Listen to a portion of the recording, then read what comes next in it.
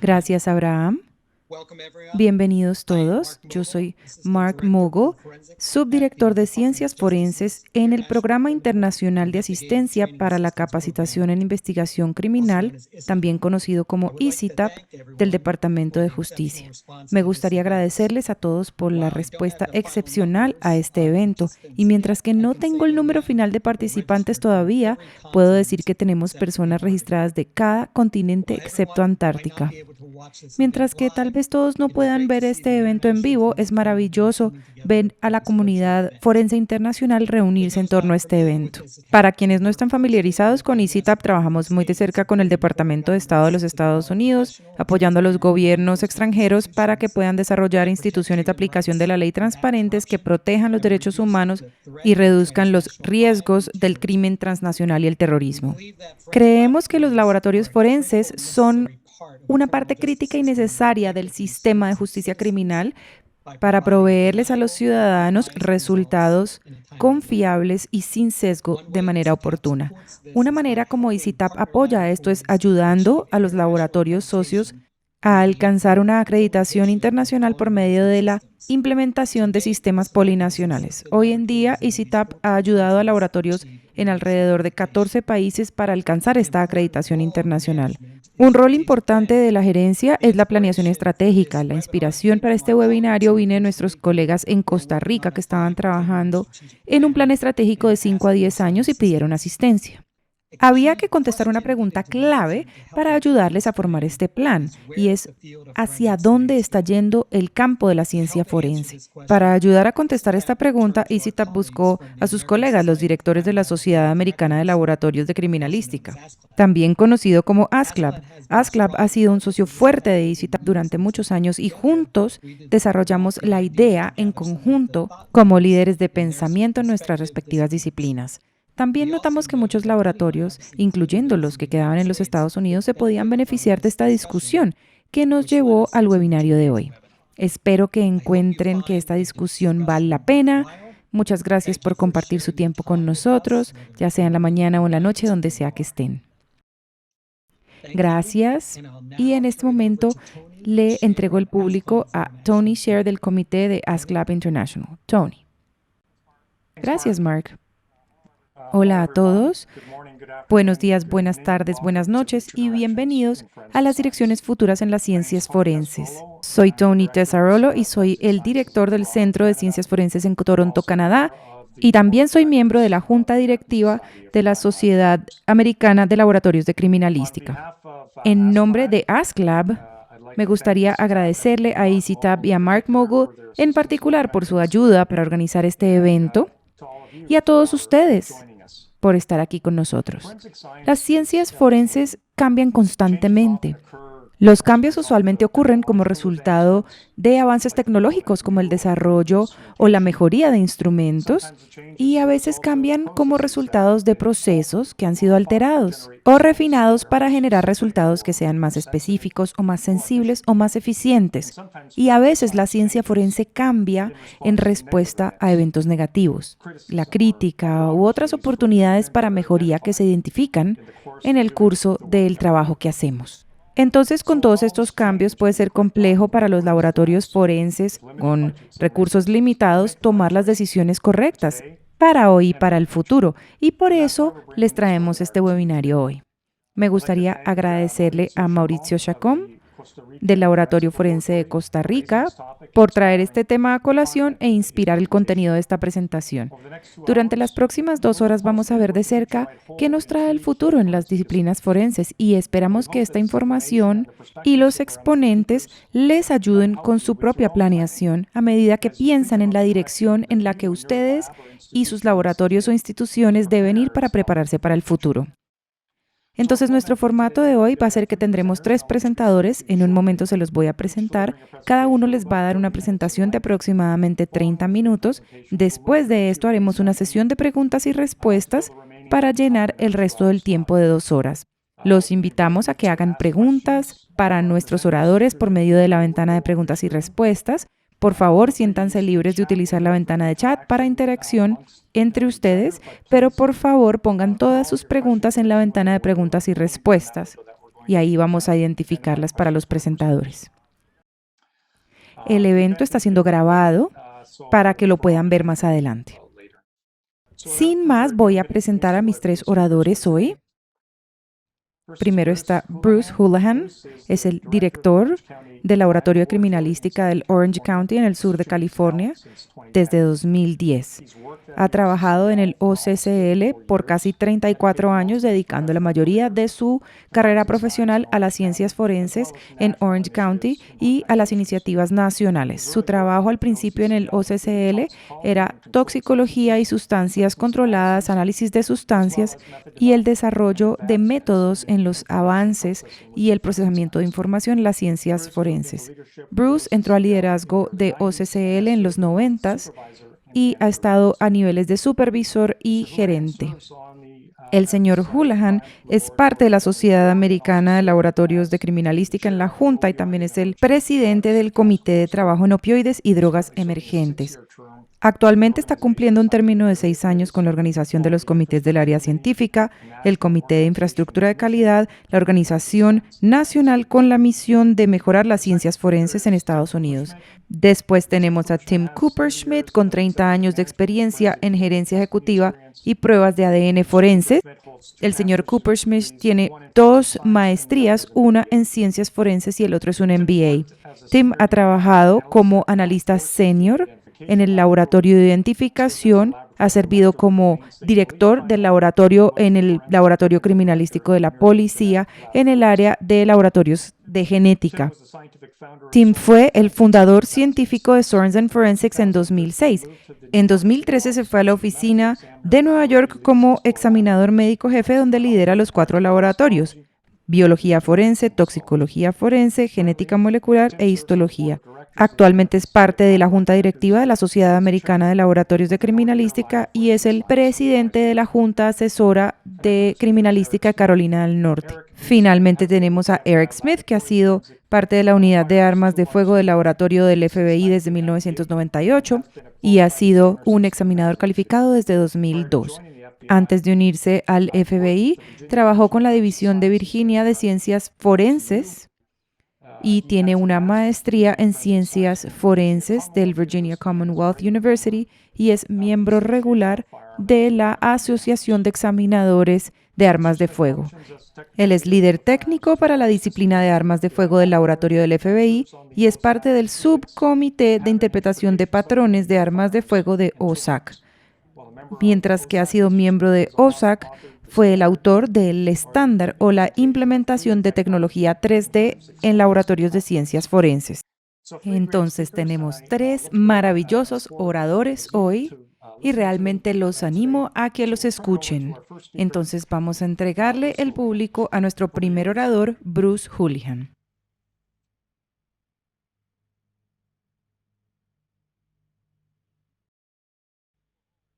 Hola a todos. Es maravilloso estar aquí con ustedes. Gracias por darme unos minuticos de su tiempo hoy para hablar sobre algunas de las direcciones de la ciencia forense. Yo estoy hablándoles desde California, entonces les digo buenos días, pero sé que estamos en muchas zonas horarias diferentes en el mundo. Es muy temprano para mí, pero es maravilloso estar con ustedes para poder hablar sobre hacia dónde vamos en la toxicología. Yo voy a incluir muchas diapositivas con información de la que no voy a hablar porque ustedes van a tener las diapositivas disponibles como referencia. De este modo, ustedes las pueden revisar después. Voy a cubrir las diapositivas que son bastante generales. Están bienvenidos a mandarme un correo electrónico. Mi email está en la diapositiva y también mi teléfono. Cuando quieran me pueden contactar si tienen alguna pregunta sobre lo que voy a presentar.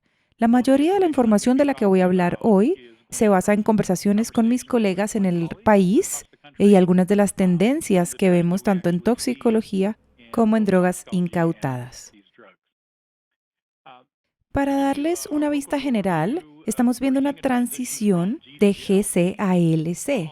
En la industria creo que hay una mayor aceptación de la tecnología amplia, no solo enfocándose en 1 o 2 tipos de tecnología, pero presupuestar estos equipos que necesitamos para trabajar es bastante complejo porque muchos son muy costosos. hay un impulso o una necesidad de impulsarse hacia sistemas automatizados porque estamos lidiando con muy altos volúmenes de información en este momento. Tener los sistemas que puedan procesar estos datos es muy importante. Tenemos muchos métodos para validar los sistemas que van a funcionar y hacer interfaz con estos instrumentos es muy importante. Y como mencionó Tony, hay un cambio constante en la ciencia forense, específicamente sobre nuestros estándares, nuestras mejores prácticas, la implementación rápida de diferentes tecnologías y OSAC es un ejemplo muy bueno. Entonces, estas son algunas de las áreas que voy a cubrir en las próximas diapositivas. Obviamente, fentanil y los opioides han cambiado mucho sobre lo que hacemos. Acá en el sur de California estamos tratando con un aumento dramático en el descubrimiento y en los requerimientos legales para la documentación y eso requiere que todos nuestros instrumentos hagan impresiones de la información que generamos, como los cromatogramas, etc. El número de drogas que ahora tenemos que analizar incluye sales de baño, cannabinoides, fentanil, y el número de medicamentos de prescripción que vemos ha aumentado muchísimo y claramente estamos tratando con temas de seguridad muy significativos, particularmente por fentanil. La naloxona y los dispositivos portátiles de tamizaje también se han vuelto muy importantes. Yo voy a concluir un poco hablando de la conversión de helio a hidrógeno. No voy a repasar todas estas definiciones, pero por referencia en las diapositivas, estos son algunos de los términos que yo voy a estar utilizando. Cuando yo hablo de LCMS, generalmente me refiero a una espectrometría de masa de alta resolución triple quad. Normalmente me voy a referir como QTOF y es una espectrometría de masa de alta resolución. Y voy a hablar de crash de proteínas para simplificar la extracción. Generalmente estos son los términos que voy a utilizar. Entonces, una de las ventajas que tienen muchos laboratorios de criminalística es la habilidad de mezclar y sintetizar algo de la información que estamos recolectando de algunas áreas específicas, como por ejemplo medicamentos incautados, muestras sólidas, polvos. La toxicología ha aumentado muchísimo en su interés, especialmente aquí en los Estados Unidos, pero en todo el mundo, y claramente la toxicología post-mortem que ya lleva mucho tiempo. Pero al poder integrar la información que tenemos en estas tres áreas, nos ha dado un conjunto de habilidades muy único que nos permite realmente ser creativos en cuanto a qué viene en el futuro y cómo prepararnos. Lo que vemos que se está presentando como polvos, pastillas en la calle, eventualmente va a estar en individuos que van a estar conduciendo y claramente va a estar afectando las causas de muerte en la toxicología post-mortem. Entonces, si tenemos la habilidad de trabajar con los colegas o si tienen la fortuna de estar en un laboratorio que hace estas tres cosas, integrar la información que vemos en las tres áreas les puede ayudar dramáticamente a definir qué tipo de metodología necesitan. Mucho de esto tiene que ver con la parte geográfica. En la costa este vieron el aumento en fentanil mucho más que nosotros acá en la costa oeste. Claramente yo no sé qué está pasando con el resto del mundo en términos del aumento en el fentanil, pero en términos geográficos hay un tema importante a nivel mundial. También tenemos que tomar decisiones sobre qué tipos de drogas se van a probar. Mucho depende de lo que vemos en la calle, lo que se está presentando en los laboratorios, pero adicionalmente que pueden analizar sus instrumentos. Hay muchas nuevas regulaciones sobre qué se controla y qué no. Hay nuevos estándares que se desarrollan, cómo se desarrollaron los métodos. Obviamente tenemos mucha información y muchos requerimientos sobre cómo hacer nuestro trabajo en el futuro, ya sea de manera legal o ya sea un requerimiento de nuestros clientes. El mundo es mucho más pequeño de lo que solía ser. Afortunadamente ya nos podemos comunicar entre nosotros mucho mejor y lo que estamos haciendo aquí, lo que están haciendo allá. Esa comunicación es crítica porque las cosas simplemente están cambiando. Una de las ventajas más grandes, claro, es que tenemos literatura compartida. Entonces, al empezar con la toxicología, y yo voy a llegar a las drogas incautadas en un momento, una de las tendencias que hemos notado es que nuestra cantidad de casos está aumentando. Esto no es una sorpresa para nadie. Nuestro personal ha estado un poco menor, hemos tenido ya personas que se han retirado, el tiempo está difícil, COVID ha complicado mucho las situaciones. Los disolventes y el uso de extracciones tradicionales está cambiando muchísimo porque estamos tratando de reducir el número de disolventes que utilizamos. Todos quieren las cosas más rápido. Yo no sé en otros países si han notado este empuje para las cuantificaciones. Entonces, no es cuestión solamente de imponerlo en toxicología, sino en otros casos, y es algo que los clientes están pidiendo. Entonces, la forma como lo hacemos es crítica. Claramente el alcohol no va a ir a ninguna parte, entonces continuamente vamos a estar lidiando con casos de personas que han estado conduciendo bajo los efectos del alcohol y el uso de la espectrometría de masa para el alcohol se está volviendo ya más un estándar. Más y más, los delitos causados por conductores están más relacionados con medicamentos de prescripción, psicóticos, THC, y hablaremos de las polidrogas en un minuto. Entonces, la cuantificación es una de esas cosas que yo creo que nos tenemos que preparar porque va a ser muy general, incluso en drogas incautadas. El número de análogos que estamos viendo en fentanil, el número de opioides que estamos viendo, y hay muchas otras clases de drogas que están siendo parte de lo que hacemos. Pero todo esto está relacionado con la conducción, al igual que con la toxicología post-mortem. El número de drogas que veíamos en post-mortem siempre era mayor que en los delitos de conductores, pero ahora creo que estamos viendo la misma cantidad con delitos de conductores que en post-mortem. Como mencioné, la costa este está tratando con mucho más fentanil que en la costa oeste, pero está yéndose hacia el oeste. Pero sus jurisdicciones puede que tengan diferentes drogas que sean más prevalentes. Pero yo apuesto que ustedes están tratando con una clase más amplia de lo que han tenido en el pasado. El número de drogas, el número de métodos con los que tenemos que tratar se está volviendo un reto más y más difícil. Aquí en Orange County tenemos un aumento mucho mayor en THC al conducir, como pueden ver.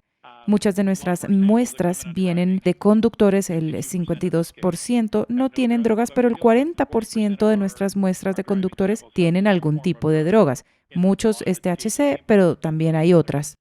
Entonces, a veces estamos lidiando con múltiples drogas en nuestros conductores y esto es significativo. Una de las cosas que es un poco más miedoso si vemos los opioides que estamos obteniendo aquí en Orange County es el número de fentaniles que vemos en los casos. Esta es la barra amarilla que describe durante los últimos 10 años el número de opioides que hemos estado viendo. Y es un gran número de opioides. No solamente es codeína, morfina, sino que también hay otros análogos. No solo el número que estamos viendo, sino el tipo que vemos. Particularmente nos preocupa las cantidades de fentanil que estamos viendo en los conductores. Esto ha estado aumentando en los últimos años y muchos de estos son personas que probablemente desarrollaron una tolerancia al componente. Así es en los casos de post-mortem. Pueden ver en las barras azules donde ha aumentado la conducción bajo el efecto de fentanil. Pero en post-mortem no hay diferencias, son números muy significativos. Y esto no es solamente fentanilo, son también análogos. Este es un caso en particular de un conductor que tuvimos aquí. Les estoy mostrando solamente para indicar un número de diferentes medicamentos que podemos ver, como los casos de polidrogas, poder ver más de una droga. Esto así se vuelve crítico. Las cosas se están moviendo de análisis en serie a análisis paralelo y eso es importante. Algunos de estos que vemos acá son metabolitos, pero esto no es tan inusual en términos de los casos que vemos. Las metodologías que estamos utilizando para poder analizar múltiples drogas al mismo tiempo son igual de importantes. Algunas de las transiciones que hemos hecho cuando estamos utilizando un menor uso de solventes, menor personal, extracciones más cortas, tiempos de entrega más rápidos y cuantificaciones más generales, estamos manejando cambios de instrumentación y de metodología y uno de estos está cambiando de GC a LC. Si yo tuviera que hablar sobre mi preferencia personal es tener la mayor cantidad de metodologías que podamos en línea, porque todos tenemos diferentes tipos de habilidades, pero en general encontramos que la espectrometría de masa de alta resolución tiende a ser la tendencia para tratar estos retos que tenemos. Sí requiere muy buen personal dedicado para el desarrollo del método. Los instrumentos son mucho más costosos de entrada, pero tenemos muchos ahorros más adelante, en particular en tiempo de extracción, automatización, tiempo del personal, etcétera. Como estamos viendo muchas más drogas, hay un aumento significativo en el procesamiento de datos. Los instrumentos son más complejos, entonces los contratos de servicio van a ser mucho más costosos. Entonces hay que presupuestar esto de entrada y claramente sus testimonios, sus informes, la información que le entregan a los clientes va a ser más retadora también. Entonces todavía hay ventajas y desventajas tanto para GC como para LC. Los que sean parte de toxicología están familiarizados con esto. Yo típicamente abogaría por que tengan el rango más amplio de instrumentación que pueden proveer o permitir en su laboratorio. Pero en términos de cromatografía líquida tienen la habilidad de buscar más drogas al mismo tiempo y más procesamiento paralelo. LC les da una mayor posibilidad de buscar ácidos, bases, neutros. No están tratando tanto con componentes y no tienen el riesgo que tienen con la temperatura alta en la cromatografía de gas. También pueden tomar derivadas y hacer algunos análisis un poco más fácil. Por algunos de estos avances en la tecnología LC triple quad, sus extracciones o sus crashes de proteínas pueden ser mucho más simples que con las extracciones líquidas normales. Para GC sigue siendo muy bueno para el análisis con un objetivo claro, sigue siendo mucho más económico, hay múltiples detectores que podemos utilizar y en general podemos tener un muy buen sistema de GC por menos de $100,000, pero un sistema LC empieza más o menos en $300,000 a $400,000. Entonces, los LC son un poco más costosos de entrada, pero tienen muchas más ventajas más adelante. Pero GC es mucho más fácil al inicio, con un costo más bajo. Estamos viendo muchos más altos pesos moleculares y voy a hablar un poco de esto más adelante. Pero las drogas químicas están aumentando un poco y tenemos muchas más opciones con LC, la forma como se hacen las extracciones, si quieren hacer la fase reversa o fase normal y el tipo de columnas que utilizan. El triple quad se está volviendo una mayor tendencia en LC.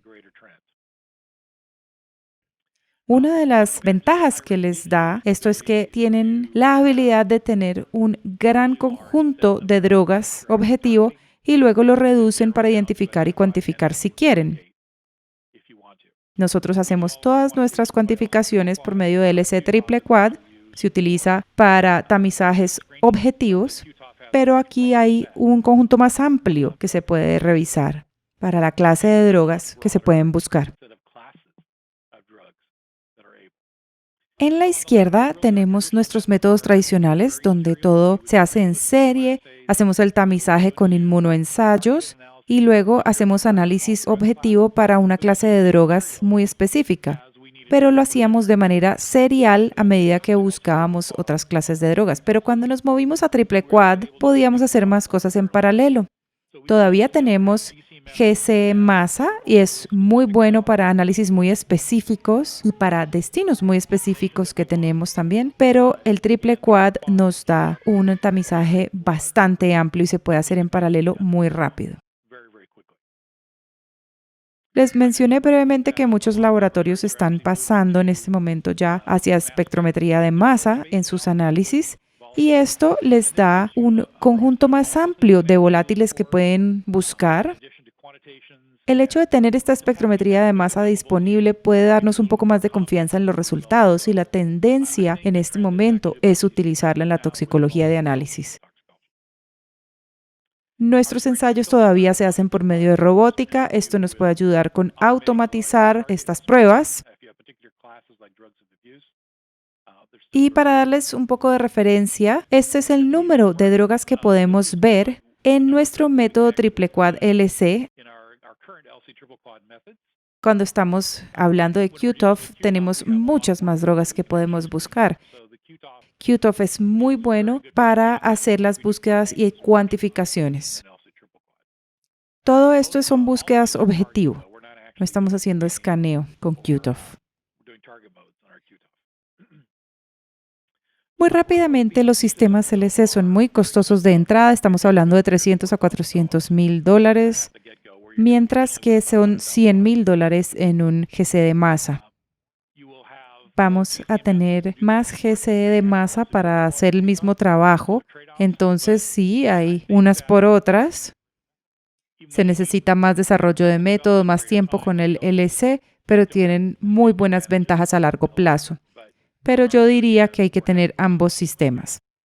También recomiendo, y la tendencia es lidiar con las cuantificaciones no solamente en toxicología post-mortem, sino también en los casos de conducción. Ayuda con las diferencias de matriz.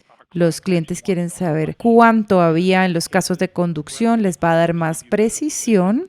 Si lo pueden pagar y pueden manejar hacer el análisis duplicado, yo creo que hay ventajas claras para hacerlo como una opción en el futuro. También todo lo que tenemos ahora es descubrible, y cuando digo todo me refiero a los cromatogramas, pero dado el volumen de la información con la que están lidiando con QTOF, con Triple Quad, automatizar sus sistemas para que los instrumentos se puedan comunicar con ellos es importante. Darle esta información a los abogados en el descubrimiento también es crítico y hacerlo de manera automatizada para que el personal no lo tenga que hacer manualmente. Si lo tienen automatizado en sitios web, se pueden ahorrar muchísimo tiempo. También menciono cómo las extracciones líquido-líquido se están simplificando y el número o la cantidad de disolventes que se utilizan se han reducido muchísimo. Esto nos puede ayudar con la extracción de la fase sólida. Hemos hecho cuantificaciones de postmortem ya por un rato y yo creo que hay más necesidad de matrices que antes. Antes era sangre y tal vez algo de hígado o cerebro, pero ahora vemos estas matrices muchísimo más. Adicionalmente a un conjunto de análisis más amplio, más clases de drogas, ahora estamos utilizando muchos otros tejidos y hay muchos más desconocidos que también son casos. Estamos haciendo metaanálisis y probablemente ustedes también, pero tener ICP-MS a GCM de masa. Y claramente THC, que es un tema bien importante en Estados Unidos, la conducción bajo el efecto del THC y el uso y la prevalencia de la marihuana y otros cannabinoides. En las solicitudes de los delitos por conducción, estas son las otras clases que se ven. Alcohol y THC es lo que más vemos, pero también vemos benzodiazepinas. También vemos las drogas Z como Zolpidem, vemos polidrogas y vemos muchos otros análogos. Y la habilidad y tener los instrumentos para hacerlo nos puede dar muchísimas ventajas. Esta es una diapositiva muy rápida de NIFLIS que muestra algunas de las drogas incautadas en los Estados Unidos y vemos aquí en el área del fentanil hay muchos más de estos análogos y lo que realmente me preocupa es el carfentanil, porque tuvimos nuestro primer caso grande de 400 gramos aquí en California y obviamente el carfentanil es extremadamente letal. Entonces la prevalencia es importante. Esto igual está aumentando en el país, en particular en las drogas incautadas. Esto es un ejemplo de lo que vemos, muy grandes cantidades mezcladas con propofol. Vemos mucho en pastillas. Perdón por la animación ahí. Mucho de esto viene en paquetes como Xanax, pero es fentanil. Y mientras que las otras drogas que estamos viendo en nuestra área de drogas incautadas son relativamente constantes, están aumentando un poco. Son la línea verde. Vemos aquí el aumento marcado en fentanil. Y en California esto no es nada comparado con la costa este de los Estados Unidos. Nuestros kilos han aumentado con fentanil también y siguen siendo la mayor cantidad.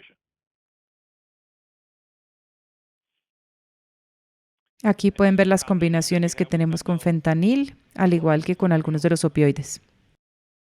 Esta es una diapositiva de Linda Jackson, que es la directora del laboratorio en Virginia, y tuvimos una ley acá en los Estados Unidos que iba a relajar las regulaciones en el uso de hemp, pero por la superposición de THC forzó a los laboratorios de algunos estados a revisar los niveles de THC que tenían en algunas muestras y si es 3% o mayor ya es ilegal y 3% lo causa el hemp.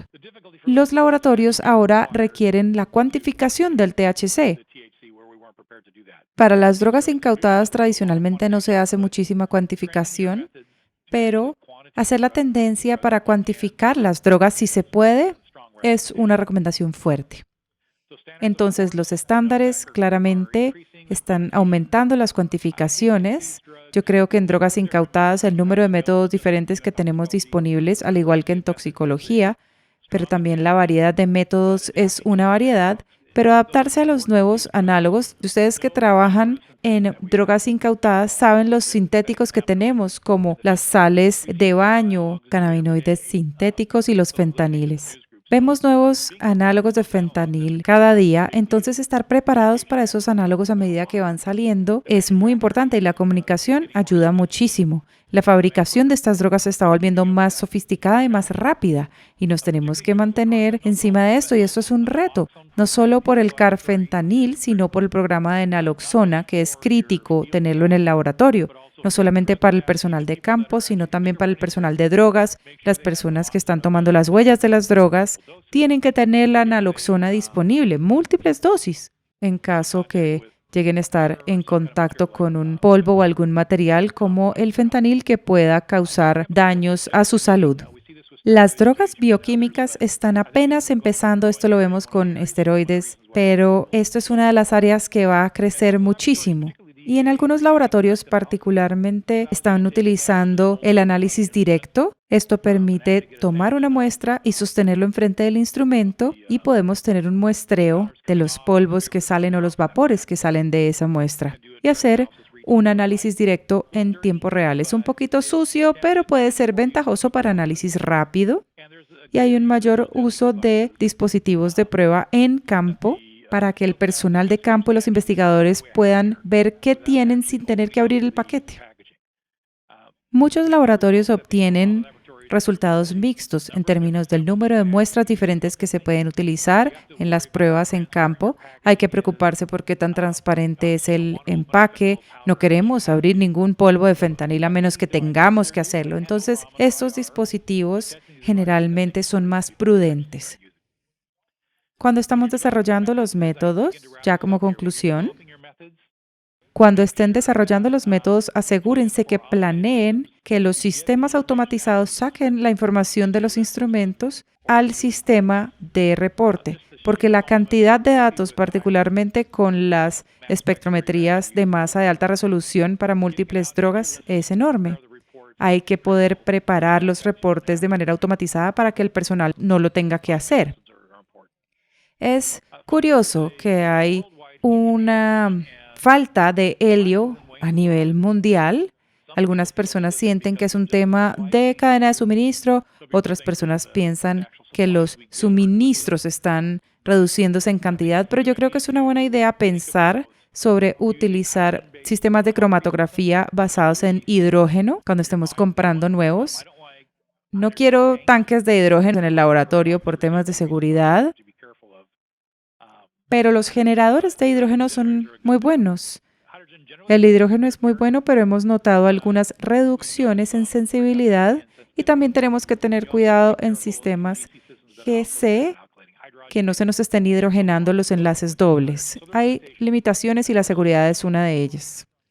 Voy a incluir unas diapositivas de OSAC. Esto viene de Dan Anderson en Colorado. Para referencia, no voy a hablar de ellas aquí, pero muestran algunas de las tendencias. Entonces, estas son algunas de las preguntas. Tal vez podemos hablar sobre ellas al final. Son las preguntas que ustedes entregaron. Voy a entregarle nuevamente el público a nuestro anfitrión y si tenemos tiempo, podemos hablar sobre las preguntas.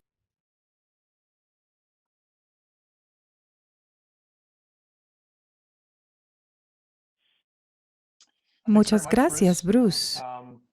Y si tienen preguntas, las personas de la audiencia, por favor, asegúrense de utilizar la sección de preguntas y respuestas para escribir preguntas que vamos a tomar al final. Entonces vamos a nuestro segundo orador, Tim Cooper-Schmidt. Te entrego el público. Muchas gracias, Tony, y gracias, Bruce.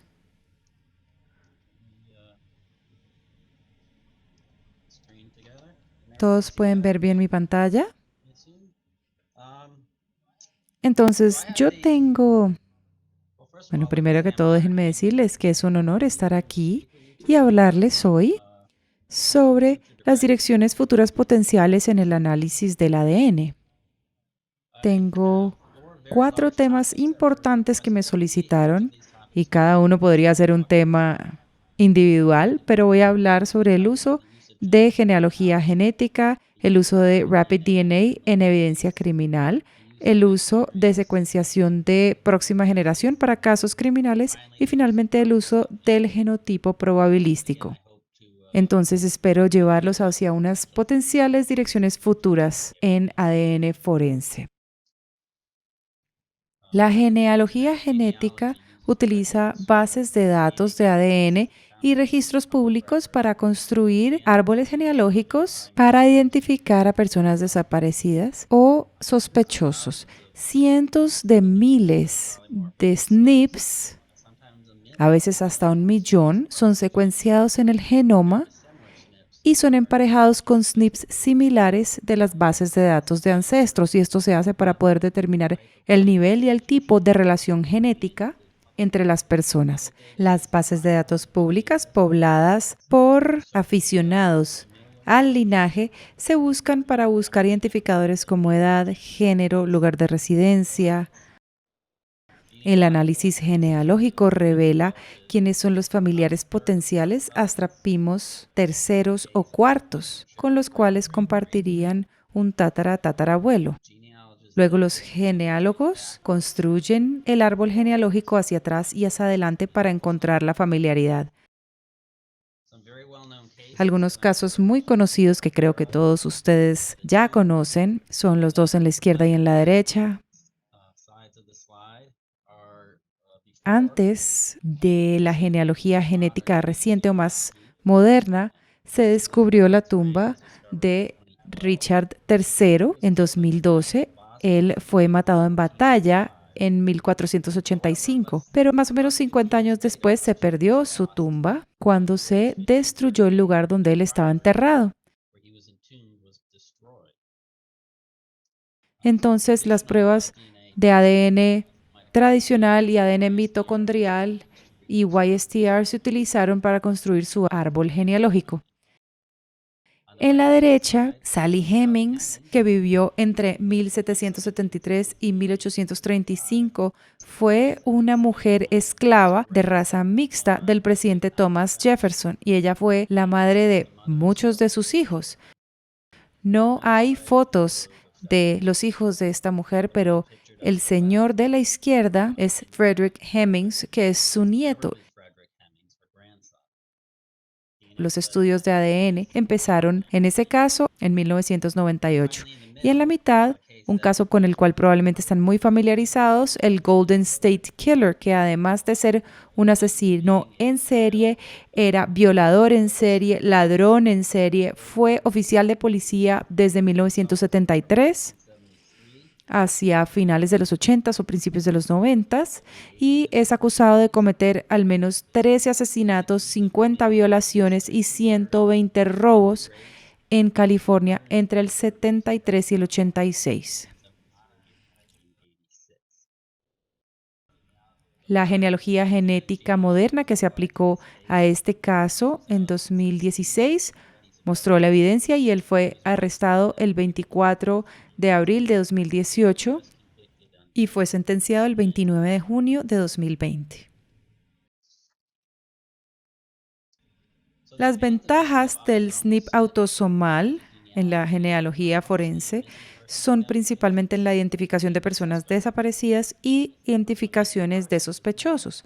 En personas desaparecidas, discrimina más que las pruebas de ADN mitocondrial, por ende es más preciso y lleva a tiempos de investigación más cortos. Para la identificación de sospechosos, los SNPs discriminan muchísimo más que las pruebas STR familiares. Se pueden utilizar si tenemos las bases de datos de criminales convictos. Y esto también puede recortar el tiempo de investigación. Incluso si una persona no es identificada, igual va a dar información adicional como sus ancestros y sus marcadores fenotípicos. Las desventajas del SNP autosomal en la genealogía forense son, primero que todo, la tecnología. No es algo que la mayoría de laboratorios tengan. Y esto lo vamos a hablar más adelante. Tenemos que utilizar secuenciamiento paralelo masivo, que se llama MPS, o secuenciamiento de próxima generación. Tenemos que tener una muestra de una sola fuente, que es muy difícil en casos forenses, y tenemos que tener mucho, que también es bastante difícil, especialmente en casos muy viejos. Tenemos que tener al menos 1 microgramo de ADN para tener los mejores resultados. Los instrumentos y los reactivos son más costosos que en CE y claramente tenemos que tener el personal capacitado porque es una técnica de laboratorio totalmente diferente y necesitamos estos geneálogos que estén capacitados para reconstruir estos árboles genealógicos y esto puede tomar semanas o meses hacerlo de manera correcta. Hay preocupaciones sobre la privacidad. Inicialmente la preocupación era que todas las personas que estaban en estas bases de datos genealógicas estaban abiertas a la aplicación de la ley y ahora deben realmente optar para permitir que su perfil sea buscado por la ley. Pero va más allá de su propia privacidad individual porque puede afectar a los familiares hasta tercer grado. O también podría forzar que las firmas comerciales abran sus bases de datos a la genealogía genética para la aplicación de la ley y sus propósitos. No hay guías científicas o reglas o leyes federales actualmente en los Estados Unidos. En la mayoría de casos, no tienen esta tecnología. Un potencial futuro. La tecnología de secuenciamiento de próxima generación se va a volver más común en las pruebas forenses públicas en los laboratorios y voy a hablar de esto también después. Habrá que entrenar a los criminalistas en genealogía forense o vamos a tener que contratar especialistas. Las juntas científicas van a tener que ser establecidas para poder fijar guías y estándares. Las jurisdicciones locales tendrán que establecer reglas y leyes para los laboratorios públicos. Este sitio web que yo menciono abajo tiene muchísima información. Es la Sociedad Internacional de Genealogía Genética. No es demasiado técnico. Sería muy bueno que lo revisaran si les interesa este tema. La segunda tecnología que voy a discutir es Rapid DNA. Hay dos instrumentos, uno de Applied Biosystems de Thermo Fisher que se llama Rapid Hit y el otro es de una empresa que se llama ANDE y es el instrumento de Rapid DNA. Rapid DNA es un método totalmente automatizado para desarrollar perfiles CODIS de una muestra de una sola fuente. Así se diseñó. Normalmente son hisopados bucales y toma de 90 a 120 minutos. El análisis de Rapid DNA ocurre en un solo instrumento, como el que se ve acá, que hace la extracción, amplificación, separación y conteo de alelos, todo en el mismo instrumento. Lo utilizan los operadores sin pruebas forenses. Las ventajas de la tecnología actual de Rapid DNA son, por ejemplo, en casos de numerosas víctimas para la identificación rápida de víctimas, por ejemplo, de desastres naturales, viajes comerciales, accidentes industriales y ataques terroristas. También se utiliza en identificación de sospechosos, la identificación rápida de sospechosos que están en custodia en los estados que tienen leyes donde todas las personas arrestadas para ciertos crímenes pueden ser elegibles para este tipo de muestras. Se genera un perfil en pocos minutos y se hace una búsqueda contra los índices de ADN. Pero la pregunta real es si puede ser utilizada como evidencia criminal. ¿Puede ser utilizada en escenas del crimen? Hace 2 meses se publicó un artículo, una declaración en la revista The Forensic Science International. 3 grupos de la red europea, SWICTIAM, la red americana y un equipo de trabajo separado se reunieron y dijeron que había que tener 5 mejorías antes de poder utilizar los instrumentos de Rapid DNA como evidencia criminal. Primero, tenemos que tener control interno para baja cantidad, degradación e inhibición. Puede ser un solo control interno o 3 controles separados. Esto va a ser difícil de hacer tecnológicamente. Número 2, tenemos que poder exportar datos crudos para poder analizar los datos fuera del instrumento. Tenemos que tener un sistema experto para poder hacer una bandera de los alelos para revisión humana, especialmente si son mezclas de bajo nivel. Hay que mejorar el equilibrio de la tasa de altura de pico para cantidades bajas y muestras mezcladas. Y finalmente hay que tener una validación del desarrollo de una amplia variedad de muestras forenses publicadas en una journal revisado por pares. Entonces, hay retos para poder cumplir con estas 5 recomendaciones. ¿Cuáles son las desventajas de Rapid DNA? Número 1, los análisis se realizan por fuera de un laboratorio de criminalística acreditado. Lidiamos con temas de clima, del medio ambiente. Hay oportunidades para que haya confusiones entre las mezclas, contaminación y error del operario. Claro, tenemos todos estos problemas potenciales dentro del laboratorio, pero en un ambiente controlado podemos tener más control sobre este tipo de situaciones. Como se mencionó, los instrumentos de Rapid DNA no pueden interpretar actualmente las muestras mezcladas, los resultados no son aceptables en muchas cortes y los resultados no se pueden cargar a la base de datos de CODIS si vienen de una muestra de una escena del crimen.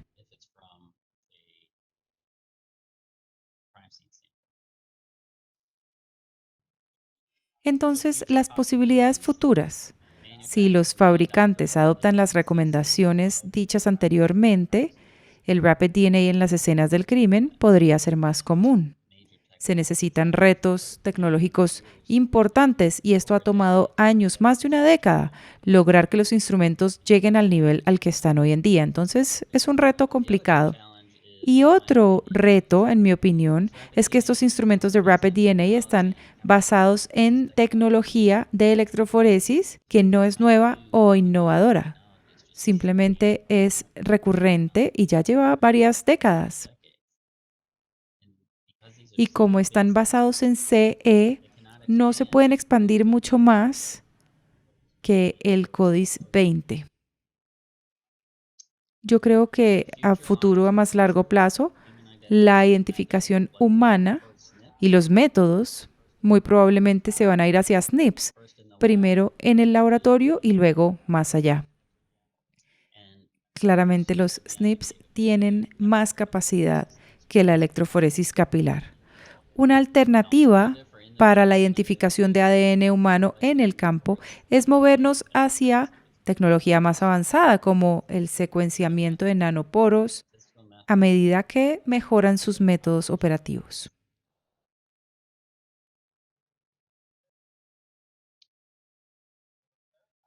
El tercer tema que voy a discutir hoy es el uso de la tecnología de secuenciación de próxima generación en casos criminales.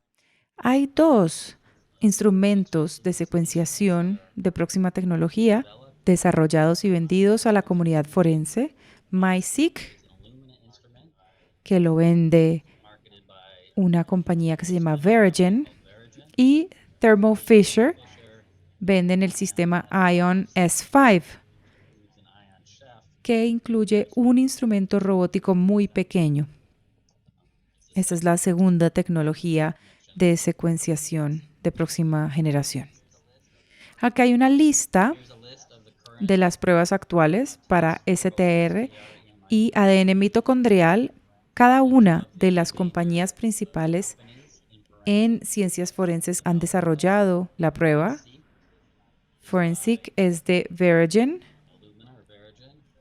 y el otro es de Thermo Fisher. PowerSeq es de Promega y QIAseq es de Kayak. Estas son las pruebas que están disponibles actualmente y les voy a mostrar otros.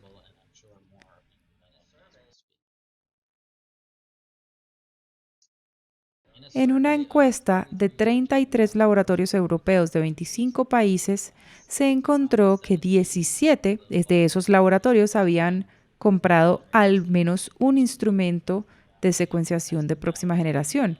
Habían hecho pruebas, validaciones y ya habían recopilado evidencia. En mayo de 2019, la Junta de NDIS de los Estados Unidos, del laboratorio del FBI, empezó a aceptar datos de kits aprobados para ser cargados a las bases de datos de ADN nacionales. Sin embargo, el software CODIS no puede almacenar, buscar o mantener información sobre XSTRs o SNPs de identidad. Solamente los registros de ADN que se relacionan a los polimorfismos, al número de alelos, son aceptados. Entonces, CE es una tecnología de polimorfismo de largo. Entonces, estamos utilizando mucha información y CODIS no puede manejar esta información. Entonces, basan sus polimorfismos dentro de los alelos que están ocurriendo y esto ayuda mucho con la secuenciación de muestras de mezclas. Unas ventajas del NGS, incidentalmente, son que la secuenciación del ADN mitocondrial ya es más de 20 veces más sensible que la secuenciación Sanger. Así, los laboratorios podrían trabajar más rápido si hicieran este tipo de secuenciación del ADN mitocondrial. Hay mayor discriminación utilizando la secuencia comparada al largo del alelo STR. Podemos obtener más información de ADN degradado y nuevamente con la interpretación de mezclas se pueden resolver hasta 5 individuos en una sola mezcla.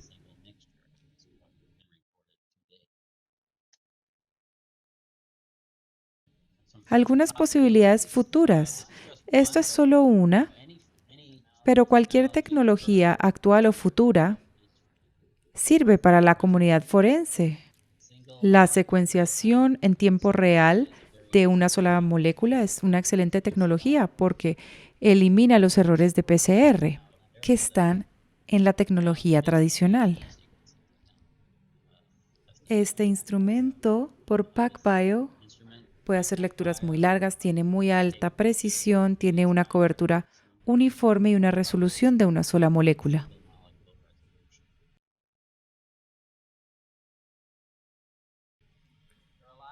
Hay muchos retos para la implementación de esta tecnología.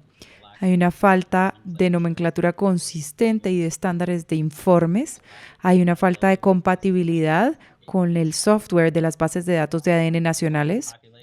Hay una falta de datos de la población para apoyar estos cálculos estadísticos, porque todo esto se basa en polimorfismos de largo y no de secuenciación. Hay una falta de marco legislativo para tratar este tipo de datos. El software de análisis necesita mucha mejoría. Tiene que volverse más amigable para el usuario. Claramente hay muy poco incentivo para el cambio. Todos sabemos que los empleados de los laboratorios no disfrutan del cambio y es peor aún en las cortes, donde las leyes se basan en la tradición y no en la tecnología de punta. Es más costoso que la tecnología actual. Podría bajar de precio.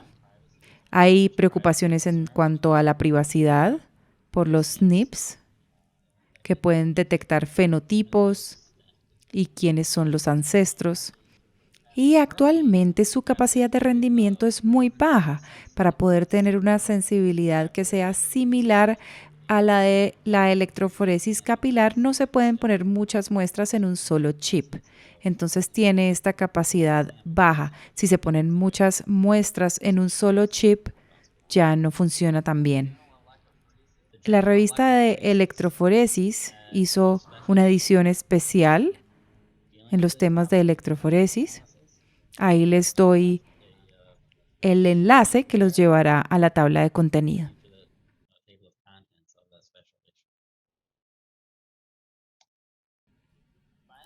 Ahora finalmente voy a hablar de la genotipia probabilística. Los métodos probabilísticos de la interpretación de mezclas le han permitido a los laboratorios analizar casos que eran muy complejos para la interpretación binaria tradicional. Por ende, el software probabilístico va a ser un componente muy importante del procedimiento de las pruebas de ADN. Ha habido una adopción significativa de estos sistemas para los laboratorios forenses en los últimos años.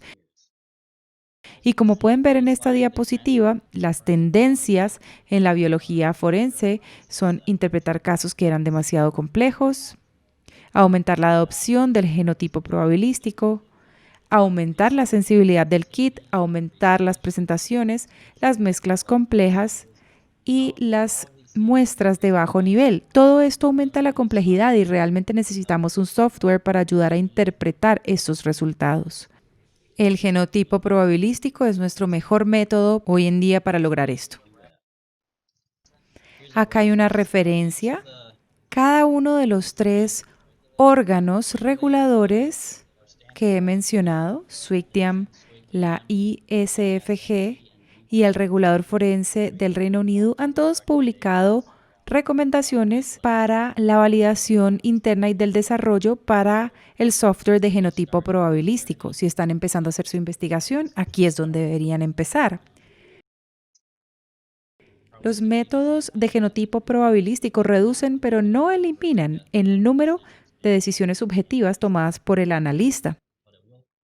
Pero va a mejorar la consistencia si todos están interpretando las cosas de la misma manera y utilizando el genotipo probabilístico.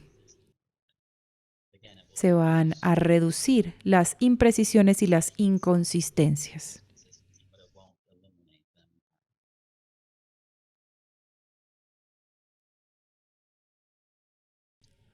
Posibilidades futuras. Mejorías en la estimación del número de contribuidores en una mezcla. El software de CODIS, la base de datos, tiene que ser modificada para aceptar los datos de NGS. Y el software tiene que ser mejorado para que pueda incluir la interpretación de mezclas con sistemas de marcadores haploides como ADN mitocondrial y análisis de mezclas de YSTR. Entonces, muchas gracias. Este fue un tour mundial de 4 temas muy importantes en el análisis de ADN forense. Bruce, estoy a la expectativa de tus preguntas.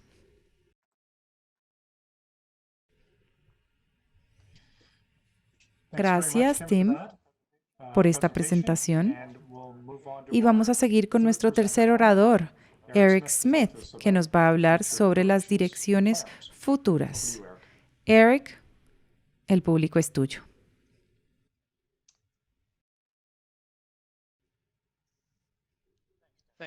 Gracias, Tony. Yo estoy muy contento de estar aquí hoy y poder hablar con ustedes sobre mi unidad y algunas de las cosas que hemos hecho recientemente en la última década para hablar sobre una disciplina que es vieja en las ciencias forenses y traerla hacia estas nuevas tecnologías. Entonces yo voy a hablar de algunos instrumentos que tenemos in-house Nosotros no apoyamos a ninguna compañía en particular. Estos son solo instrumentos que estamos evaluando dentro de nuestro laboratorio para ver si funcionan bien en nuestras prácticas.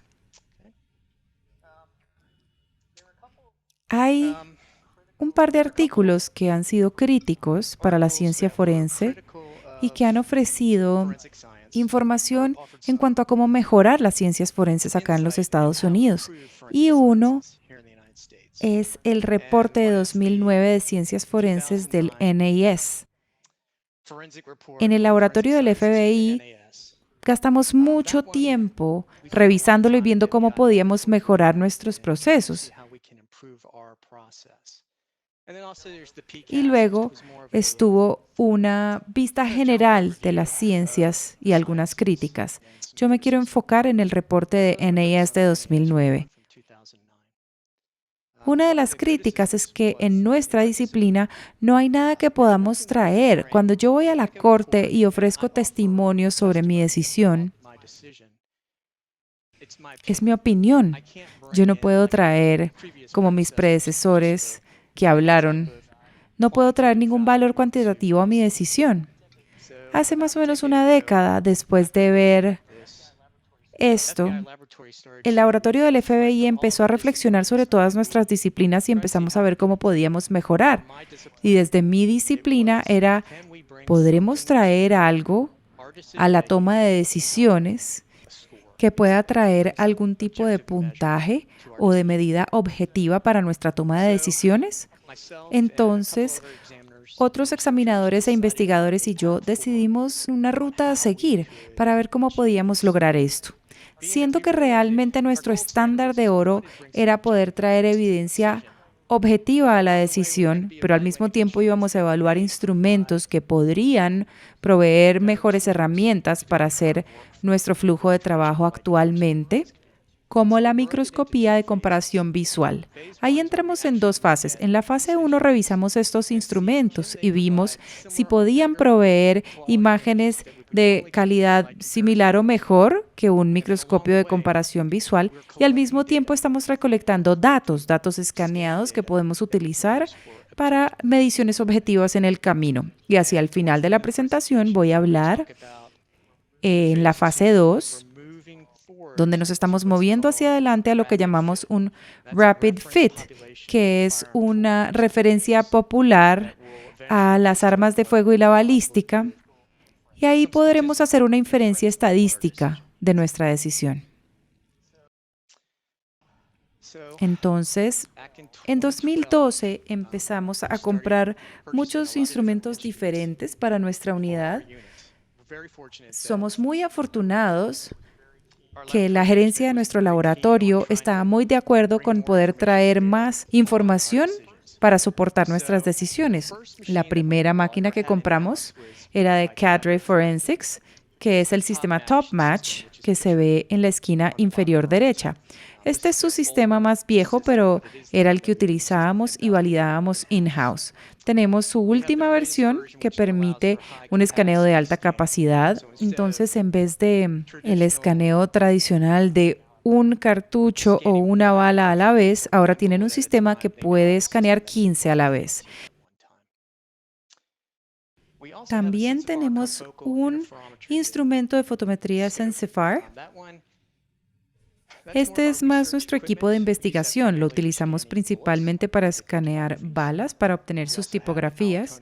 También tenemos la variación de enfoque y tenemos una nueva adición donde tiene robótica. Entonces, si están tratando de construir una base de datos de balística conocida, tienen que escanear muchísimas, y este robot va a ser muy útil, donde lo podemos configurar, dejarlo y volver y recoger los datos escaneados. Tenemos algunos instrumentos de Europa. Tenemos un Evo Finder que ya lleva bastante tiempo y ya ha llegado a los Estados Unidos a muchos laboratorios, incluso en Orange County. Este es todo un sistema autocontenido y es una combinación de variación fotométrica y de enfoque para escanear balas y cartuchos. También está contenido y tiene software que es muy familiar para los examinadores de armas de fuego y tiene un algoritmo que ayuda a establecer cuál sería el mejor cruce contra la base de datos. También tenemos una máquina de Checoslovaquia que se llama ToolScan. También funciona con variación de enfoque, pero este ve más bien herramientas. Entonces tenemos una colección muy robusta de herramientas o instrumentos. Y un par de cosas que quería decir es que hemos aprendido muy buenas lecciones de las personas que al principio estaban viendo máquinas estilo AEFIS. Muchas compañías diseñaron sus propios softwares y sus formatos de los archivos, y una de las limitaciones es que entre diferentes softwares no se podían hablar. Había que tener una combinación entre el instrumento A y el B, pero no se comunicaban. Una de las cosas claves, estando en OSAC, de las que estábamos muy conscientes, era que todos estos instrumentos diferentes pudieran comunicarse entre sí. El formato de archivo clave en el que se guardan todos estos escaneos es X3P. Y para mí en el FBI lo que me permite hacer es, si hay un caso en Orange County y yo necesito revisarlo, yo puedo hacer que me manden el archivo, no importa el instrumento en el que lo hayan recolectado, y lo puedo leer in-house. No estamos amarrados a una compañía en particular y nos da mucha flexibilidad. Entonces, in-house, queríamos validar las capacidades de la fase 1 de ver estos instrumentos para la microscopía de comparación virtual. Entonces, parte de nuestra acreditación con ANAB, que antes era el ASCLAB, era un plan de validación antes de proceder. Teníamos esto disponible, está en línea, donde las personas lo pueden revisar y ver cómo fue la validación de uno de estos sistemas en particular para la microscopía de comparación virtual. El primero con el que trabajamos fue el CADRE y le pedimos al fabricante que hiciera varias cosas para su software. Su sistema también tiene un algoritmo que también ayuda a seleccionar al mejor candidato que podría concordar con el ítem, pero no queríamos que eso le diera ningún tipo de guía al examinador. Entonces, les pedimos que lo cegaran en un algoritmo y crearan un software donde pudiéramos ver dos especímenes lado a lado. Tuvimos suerte que teníamos pruebas de proficiencia hasta atrás, hasta el 2003. Y escaneamos todas estas pruebas de proficiencia al sistema, dándole a cada una de las muestras un identificador único. Y luego los pusimos en los paquetes de pruebas y se los entregamos a los examinadores en el laboratorio para que lo evaluaran. Se pueden imaginar, tenemos un terminal. Al examinador le preguntan que si tiene tiempo libre, vaya y tome algunas de estas pruebas. Las pruebas eran vigiladas por nuestro científico para estar seguros que si el examinador tuviera problemas con el software, si no estuvieran muy familiarizados, los pudieran guiar, pero también era para controlar un poco el intercambio de información para que no hubiera información potencial de otro examinador sobre cómo llegaron a una decisión.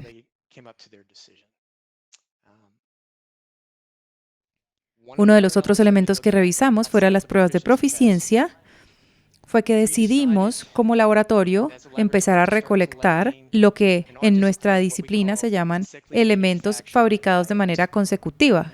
Y esto es lo que tenemos como el no cruce más conocido. Esto significa que si yo tengo dos armas de fuego que fueron fabricadas consecutivas, van a ser muy similares en sus marcas. Entonces fuimos y compramos varios barriles que se fabricaron de manera consecutiva. Les construimos pruebas también para darles a los examinadores para ver cómo se desempeñaban. Y en conjunto con este proceso de validación para poder ser exitosos, vimos que no podía haber ningún falso positivo o falso negativo como decisión. Lo que voy a hacer en este momento es que voy a contarles un poco sobre una de las pruebas de proficiencia, mostrarles cómo funcionan los datos sobre nuestra no concordancia mejor conocida y ver cómo estábamos como laboratorio, como unidad en cuanto a la validación. Esto es típicamente lo que estoy tratando de ilustrarles acá, lo que vería un examinador bajo el microscopio de comparación. Estamos viendo dos conjuntos de conocidos y les están pidiendo que los comparen. Si miran los dos de la izquierda, están en una posición y los dos de la derecha los rotaron 90 grados. Y el motivo por el cual hice esto es que si ven el par de la derecha, pueden ver como unas onditas arriba de las marcas de la herramienta que llegó al cartucho. Así es como lo vemos típicamente bajo el microscopio de comparación. Así es como se ven los mismos dos cartuchos. El detalle que veríamos bajo condiciones escaneadas en comparación con la microscopía. Este fue el software que le pedimos a la compañía que hiciera. Y si vemos a la parte inferior izquierda, hay una ventanita y vemos todos los candidatos que puede seleccionar el examinador para que se abra en una de las ventanas grandes para comparar. Si vemos arriba hay una bolita y lo que esto permite hacer al usuario es que puede girar la bolita y cambia la luz.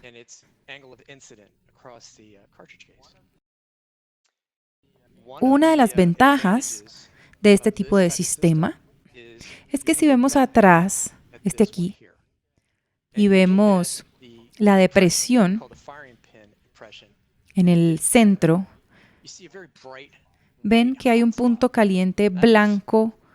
Esa es la limitación del sistema, que hay un reflejo de la fuente de luz, entonces se pierde mucho detalle. Cuando volvemos y lo vemos de manera virtual, no lo tenemos. Estamos viendo las medidas del X, Y, Z de los cartuchos de manera virtual.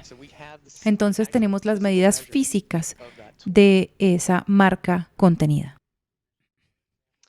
Acá hay otro ejemplo, se le hizo zoom. Y lo bueno de esto en cuanto a eficiencia, si yo trajera a otro candidato, llegaría exactamente a la misma posición. A diferencia de la microscopía de comparación, que hay que manipularlo para lograr que llegue a la misma posición. El sistema aquí lo hace y lo pone en su orientación correcta. Después de hacer la prueba de proficiencia, tuvimos 927 comparaciones virtuales sin identificaciones falsas. Sin embargo, tuvimos una eliminación falsa. Quiero ilustrar la magnitud del número de pruebas. Esta es una hoja de Excel donde podemos ver las pestañas abajo. Yo tengo mucha suerte de que los examinadores en mi unidad les gusta hacer estos exámenes porque hay muchos. Pero bajo la prueba número 4 sí tuvimos una eliminación falsa. En cuanto al investigador, lo que yo quería hacer era volver y hacer una causa raíz sobre cuál podría haber sido la posibilidad de esa falsa eliminación. Y en ese momento en particular, el escaneo recogió unos artefactos que se utilizaron como fuente para eliminación. Reempacamos esa prueba, la volvimos a entregar y pudimos obtener los resultados correctos la segunda vez.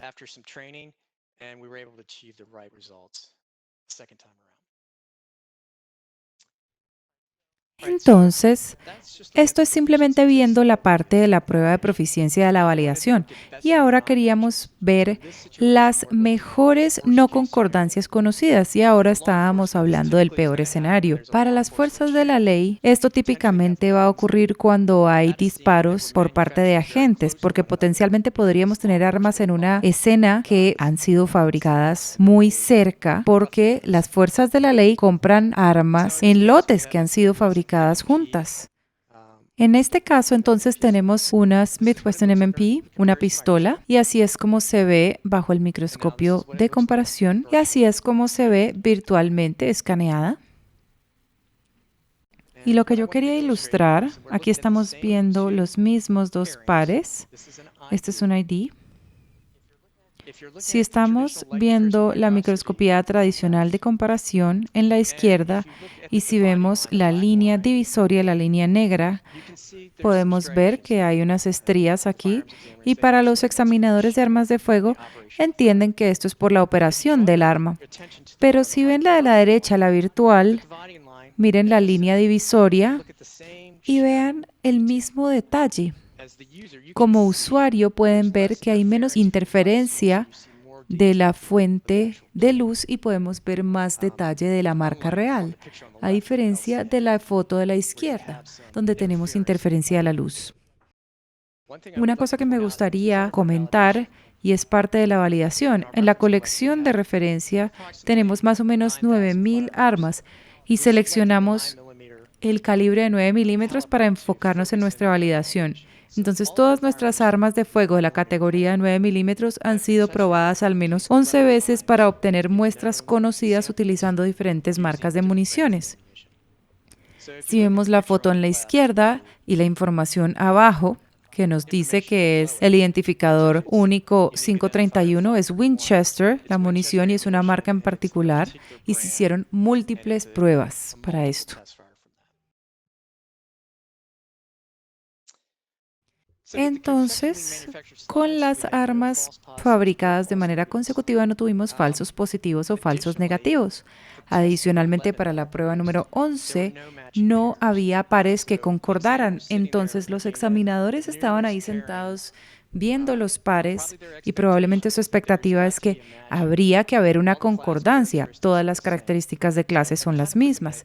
Yo los puse en una posición compleja para impulsarlos a que trataran de tomar la decisión equivocada, pero igual no tomaron ninguna decisión incorrecta. Yo hice la pregunta en este momento porque para mí yo había escrito el plan de validación y yo sentía que en este punto realmente tenía muy buena confianza de que este sistema, utilizándolo virtualmente, iba a ser tan bueno o mejor que la microscopía de comparación. Pero en mi laboratorio, no es solamente porque yo me siento confiado y soy el líder técnico, sino que realmente yo tenía que revisar y darle la revisión a la unidad de aseguramiento de calidad con todos los datos recolectados y también a la revisión de científicos senior. Y pensaron que era muy bueno, pero no era suficiente. Lo que ellos querían ver adicionalmente era ver el trabajo en casos. ¿Cómo sería el desempeño si ahora los examinadores estuvieran viendo trabajo de casos? Entonces, para darles un poco de contexto, en el laboratorio del FBI tenemos verificación ciega y lo que eso básicamente significa es que yo podría ser el examinador principal, yo hago todas mis pruebas y luego mis conclusiones están selladas lejos de otro examinador. Ellos tienen que hacer la misma evaluación y se comparan los dos resultados a ver si hay concordancia. Entonces tomamos ese caso en particular, al igual que otros casos, para evaluar cómo les iba a los examinadores, pero obtuvieron los mismos resultados que obtuvieron utilizando la microscopía de comparación, pero esta vez utilizando la evidencia. El componente crítico acá es que no hay una realidad que sea un hecho en cuanto a la evidencia. No sabemos por hecho si esa es la respuesta correcta. Estas son las opiniones de la identificación y la eliminación a la que han llegado los examinadores. Entonces, para poder hacer un puente entre esto y las verdades reales, hicimos disparos de prueba de nuestras colecciones de armas y cruzamos esto con nuestra evidencia. Y así pudimos comparar cómo era este desempeño también. Entonces, esta es evidencia real en uno de nuestros casos. Y si pueden ver, tenemos la impresión del disparo en la mitad y alrededor de las 11, justo alrededor del anillo, si nos enfocamos en la imagen de la derecha, podemos ver una pequeña división alrededor de las 11 en punto, ese es del eyector, y si vemos el de la izquierda, el de la microscopía de comparación, puedo ver que está ahí, pero el detalle no es tan claro. También en la imagen de la derecha podemos ver unas lineecitas paralelas que van del este al oeste y son casi inexistentes o muy sutiles en la imagen de la izquierda. El detalle está mucho mejor utilizando este instrumento para la comparación virtual. Y este es un ejemplo de la verdad real y así podemos ver cómo se desempeñan los examinadores contra los conocidos. Y después de esto, nuestros científicos senior estaban muy satisfechos, dijeron que esto era apto para el trabajo de casos y hoy en día cuando lo producimos hemos hecho más de 3.400 comparaciones virtuales sin falsos positivos y 916 comparaciones virtuales en casos. Y me han preguntado, bueno, ¿qué pasa si alguien llegara a una decisión diferente si utilizan BCM versus LCM? Y lo hemos tenido. Tuvimos una situación donde un examinador que no utilizó LCM hizo una identificación utilizando BCM y otros examinadores estuvieron de acuerdo también. Entonces, para el laboratorio tomamos la decisión consciente de que en esta situación traemos nuevamente la evidencia y la revisamos nuevamente y ofrecemos otra opinión si fuera diferente a la original.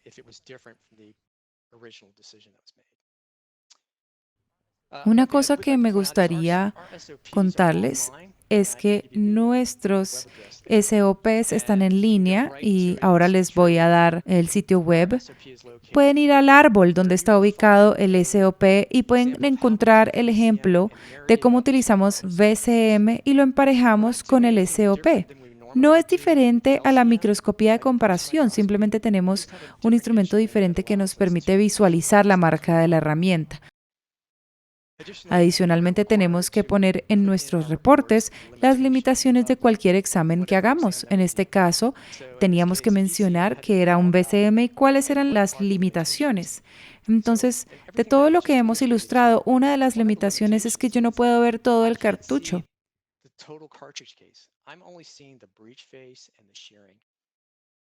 También con este sistema en particular no puedo ver por dónde se dispara. Si no la puedo escanear, no la puedo ver. Esta es una limitación crítica del sistema. Entonces, uno de los motivos por los cuales incluimos esto en el reporte es porque si no estamos ahí para testificar en la corte tiene la disponibilidad para entender qué hicimos y cómo llegamos a una decisión en particular. Ahora quiero contarles un poco sobre qué es lo que está pasando actualmente con BCM en nuestro laboratorio. Y el instrumento que se ve ahí en la derecha es, cuando yo hablé más temprano, este es el sistema de entrada de múltiples puntos. Puede recolectar 15 escaneos de un cartucho en una sola configuración. En este momento, cuando entra la evidencia al laboratorio, entra a nuestro sistema de información del laboratorio y le hemos pedido a todos los fabricantes que se puedan comunicar con nuestro sistema LIMS. Y la idea es, en este caso en particular, que CADRE consulta nuestro sistema de información del laboratorio cada 5 a 10 minutos. Y nuestro sistema de información del laboratorio provee archivos CSV sobre nuevos casos que contienen balas, cartuchos y armas de fuego. Lo que esto hace es que permite la reducción de la redundancia por parte de un operador para tratar de tratar de decir, bueno, ahora lo voy a poner en mi sistema LIMS, pero si voy al instrumento, pongo la misma información. Ahora CADRE lo va a prepoblar con el número de caso, los números de especímenes, al igual que disparos de prueba y armas de fuego. Todo esto se prepuebla en el software y después viene y tiene dos rutas. El examinador puede ir por una ruta que es inconcluyente. Pueden utilizar microscopía de comparación de luz, que es el método tradicional, o BCM. Se sientan en su terminal, en su escritorio y lo empiezan a comparar. En el camino decidimos tomar una decisión sobre qué era inconcluyente. Si íbamos a hacer microscopía de comparación de luz tradicional, yo llegué a la decisión de que era inconcluyente. Y antes de que hubiera BCM, este otro instrumento, esto llegaba como una decisión inconcluyente en el informe. Pero ahora yo tengo esta herramienta adicional que me podría dar información adicional, entonces ahora se me requiere que yo vaya a BCM. Si fui por la ruta tradicional y soy inconcluyente, tengo que hacer un BCM. Pero si hago el BCM y sale inconcluyente, tengo que volver a microscopía de comparación de luz, por la limitación del instrumento. No puedo ver todas las marcas de la herramienta disponible. Entonces, de cualquier manera, si soy inconcluyente, voy a tener que ir a LCM o a BCM para completar mi examinación.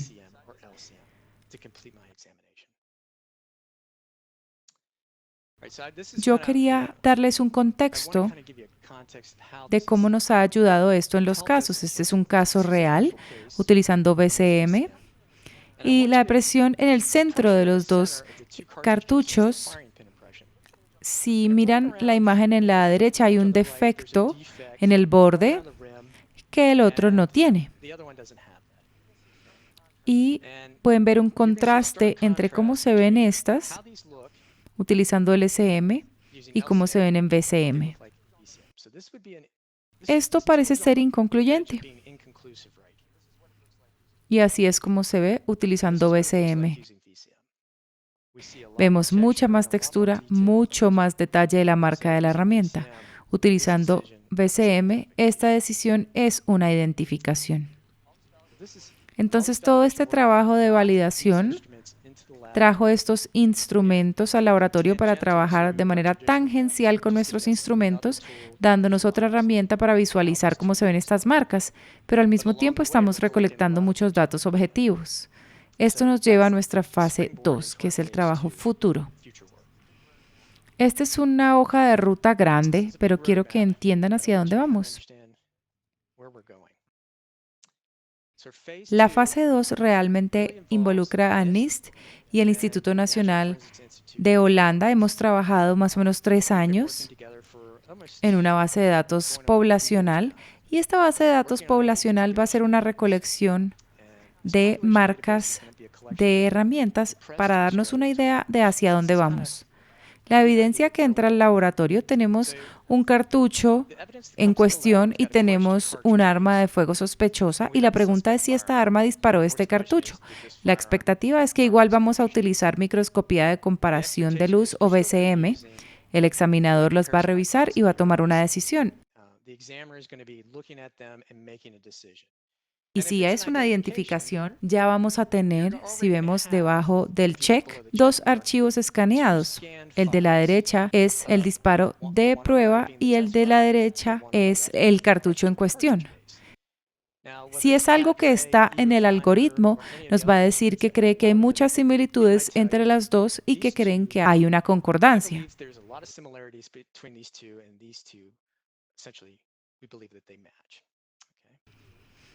Lo que hacemos ahora es que vamos a tomar esta información y vamos a ponerla contra la base de datos de población de referencia relevante. Si vemos a la derecha, tenemos diferentes distribuciones de concordancias y no concordancias de diferentes armas de fuego. Y en esta situación tenemos una pistola Glock.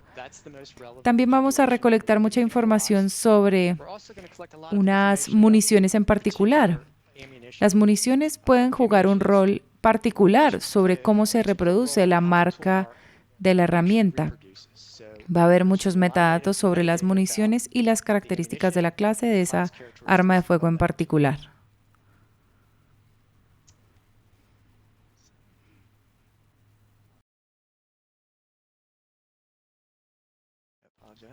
Pido disculpas, parece que se congeló la imagen. Entonces, CMC significa Consecutively Matching Cells y está en 20, que es bastante bueno. Y se compara contra la base de datos de población de referencia, que es relevante, que son todos los Glocks, y vemos que 20 comparados a las concordancias conocidas, que son las barras rojas, y las azules son las no concordancias conocidas. Hay un puntaje alto y parece que esto sugiere que vienen de la misma fuente. Aquí es donde estamos yendo hacia adelante como ciencia a este nivel, donde el examinador todavía tiene un componente crítico de tomar esta decisión y ahora vamos a tener una medida objetiva para comparar esto. Ahora, yo quería mencionar un par de cosas. Tenemos un grupo de trabajo aquí en Estados Unidos que tiene una membresía internacional. Lo formamos hace 4 años más o menos y es el grupo de trabajo de topografía en tecnologías de 3D. Y vamos a introducir un sitio web, probablemente antes del final del año, que va a resaltar las mejores prácticas y estándares para estos tipos de instrumentos y su uso en laboratorios forenses.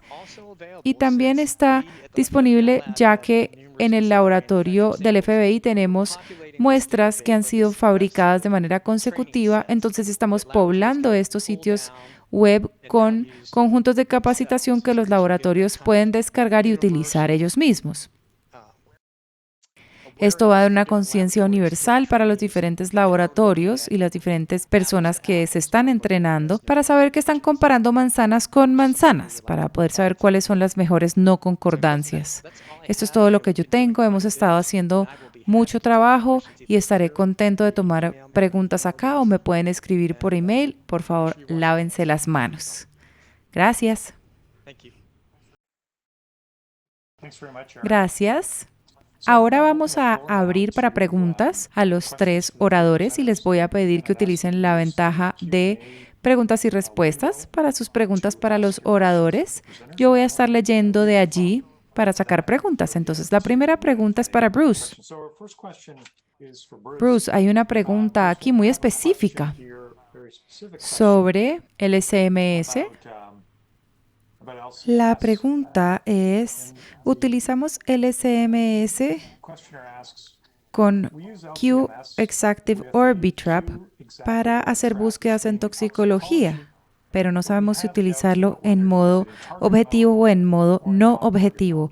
¿Cuál de estos modos de operación es más común en la toxicología forense o lo será en el futuro?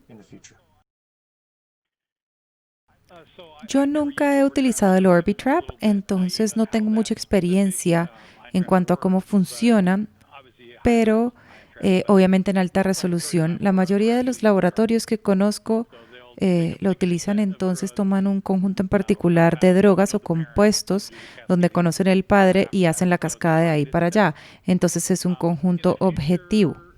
En el futuro yo esperaría, si el poder de procesamiento del computador que controla el instrumento continúa mejorando y la sensibilidad mejora, yo creo que en modo no objetivo podría ser un poco más fácil, pero mi opinión personal está un poco limitada, pero es que el modo objetivo va a permanecer por un tiempo largo. Gracias. La próxima pregunta es para Tim. Tim, ¿qué piensas sobre el uso del microbioma humano como alternativa a los métodos actuales de identificación humana? Hola, yo no soy experto en el microbioma humano. Sé que hay mucha investigación en ese tema. Es una posibilidad. Y lo que sí me preocupa sobre esta tecnología es que puede cambiar en el tiempo. Si vivimos con un grupo particular de compañeros de apartamento o familia con la que pasamos mucho tiempo y luego cambia el lugar donde vivimos, puede cambiar nuestro microbioma. Esto no sé qué tan único sea para la identificación humana, pero es algo que se debería explorar. Es una tecnología muy emocionante de la cual aprendemos más y más cada día. Gracias, Tim. Una pregunta para Eric. Entonces, Eric, como sabes, ha habido un número de decisiones recientes en Estados Unidos que involucran la evidencia de armas de fuego y la admisibilidad de la evidencia de opinión en relación con el análisis de las armas de fuego a nivel forense. Y me pregunto, ¿cuál es el impacto de esto en el estado actual del análisis forense de las armas de fuego y cuál crees tú que sería el impacto futuro de algunas de estas decisiones? Esta es una buena pregunta. Sí, nuestra disciplina en Estados Unidos ha tenido varias sentencias que han limitado la cantidad de opinión que puede dar el examinador. Y desde mi disciplina hay ciertas situaciones donde un examinador puede haber decidido algo y la corte dice que solamente lo puede retener a nivel de característica de clase. Eso significa que se reduce la importancia de su decisión. Al revisar, y es probablemente lo que yo sugeriría, cualquier persona que quiera ver la información de qué fue lo que transpiró en estos casos de la corte, es revisar el acta y ver que podría haber una desconexión entre el juez o lo que el examinador que testifica, en la forma como presenta la información. Entonces, la decisión puede haber estado tomada por un juez que no tenía toda la información a su disposición para tomar una decisión correcta. Estas decisiones van a estar con nosotros por un tiempo largo. Esperamos que a medida que seguimos adelante con otras tecnologías, vayan a poder ofrecer más evidencia para sugerir que sí están obteniendo la información correcta en cuanto a la decisión para la identificación. Hay una tendencia por parte de las cortes revisar las tasas de error en los estudios. Hay muchos estudios de validación que se han hecho en nuestra disciplina. La tasa de error va entre 1 y 2%, dependiendo del estudio que revisemos. Y hay una tendencia falsa de pensar que si es una tasa de decisión de 1%, eso se traduce de que cada vez que yo tomo una decisión, una de cada 100 veces está incorrecta. Y esta es una suposición incorrecta con base en la tasa de error. Esto no ilustra correctamente y esto es lo que está buscando la Corte. Ellos quieren saber, cuando yo estoy dando esta opinión, cuál es la posibilidad de que yo esté dando una decisión equivocada. Esta información no se le está dando a la Corte de manera efectiva, creo yo.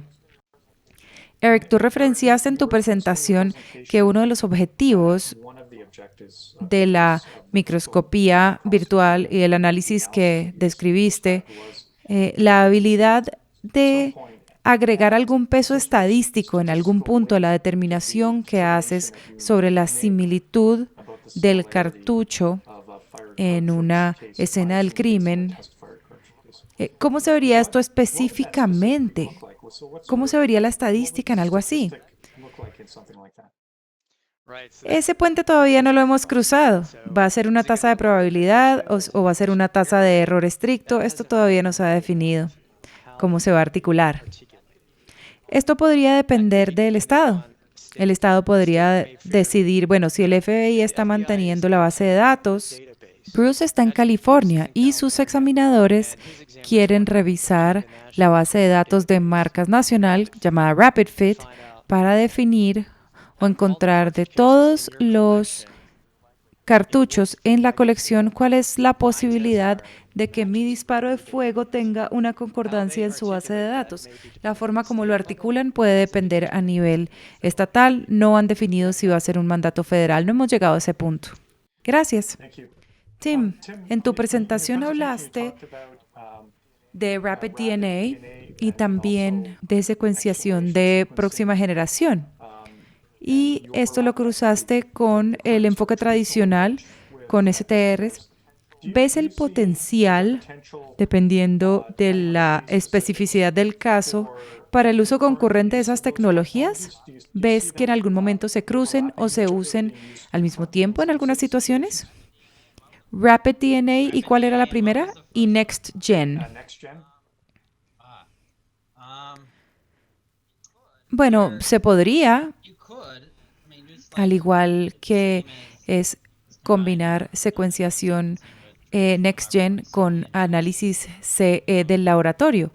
Se obtendría mucha más información de la secuenciación.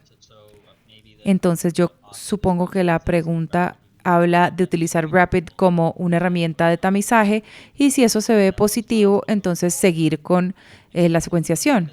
Eso es una posibilidad. Las pruebas de Rapid DNA son un sistema con base en un cartucho y esos cartuchos son muy costosos. Entonces, el análisis tradicional del laboratorio sigue siendo mucho más barato que Rapid DNA. Entonces, realmente el beneficio de Rapid DNA es que es un equipo que se puede utilizar en el campo. Y por eso estamos viendo más adelante hacia la nanotecnología y cosas así. Pero si el costo no es una preocupación, pues por favor utilicemos el Rapid DNA, no hay que ingresarlo a CODIS. Y esto sale de la base de datos de ADN.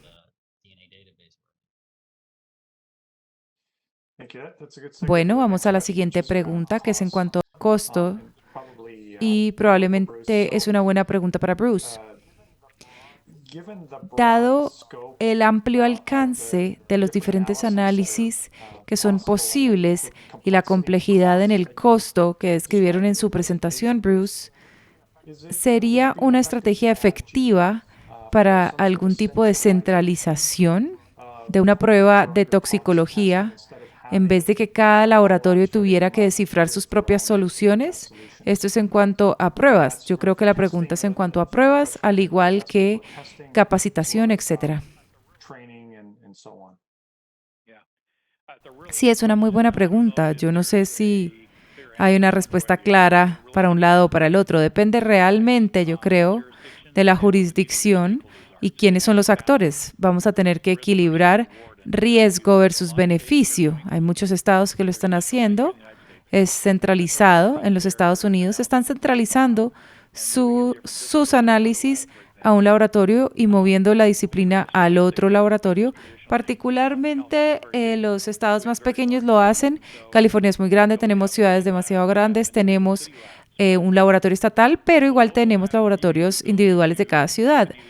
Y así los laboratorios locales tienen mejor capacidad de cumplirle a los clientes de manera más rápida y más directa. Entonces se reduce a costos. ¿Y a qué quieren los actores? Podemos hacer ambos, podemos tener laboratorios centrales para cosas más complicadas, podemos tener laboratorios objetivo para tipos específicos de análisis, por ejemplo, drogas de abuso como cocaína o metanfetaminas. No sé si te di una respuesta muy clara y directa en cuanto a la preferencia, pero realmente depende de cuánto dinero tengamos y lo podemos hacer. En un mundo perfecto, si tenemos recursos ilimitados, yo creo que querríamos tener la mayor cantidad de análisis que fuera posible, pero ninguno de nosotros vive en este mundo. Entonces es un tema de equilibrio. Nosotros incluso en Orange County tenemos recursos limitados, pero tenemos que presupuestar muchos años adelante para específicos tipos de instrumentos. Tenemos subvenciones, tenemos socios. El país ha estado trabajando con NHTSA para hacer muchas fuentes y esto ha permitido a Orange County en los últimos años pasar a Triple Quad y a QTOF. Esa fue una gran inversión de nuestro lado. Tomó unos años hacerlo, pero ha habido grandes ahorros adelante. Entonces, sí, si no tienen los recursos, tal vez van a tener que centralizar.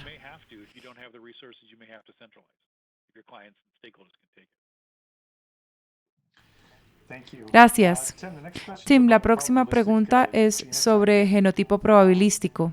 Como muchas nuevas tecnologías, cuando se introdujo por primera vez, había controversias o preocupaciones en cuanto a su inestabilidad, si era como un programa de caja negra o si realmente era tan objetivo como decía serlo. ¿Esos problemas se han tratado? ¿Ha estado funcionando mejor en las cortes? ¿Cómo se ve el futuro para el genotipo probabilístico?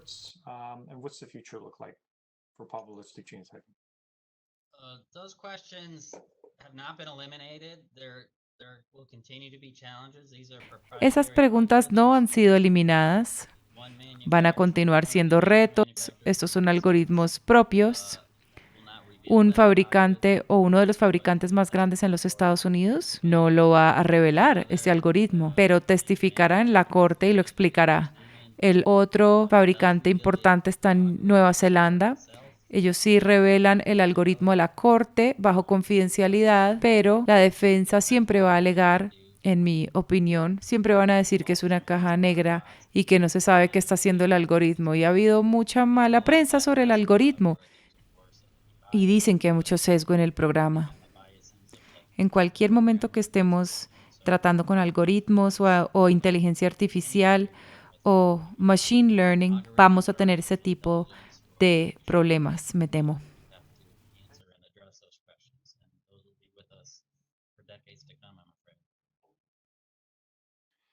Gracias. La próxima pregunta es para Eric y es en cuanto al uso de la tasa de probabilidad. Tú hablaste de eso brevemente en tu presentación.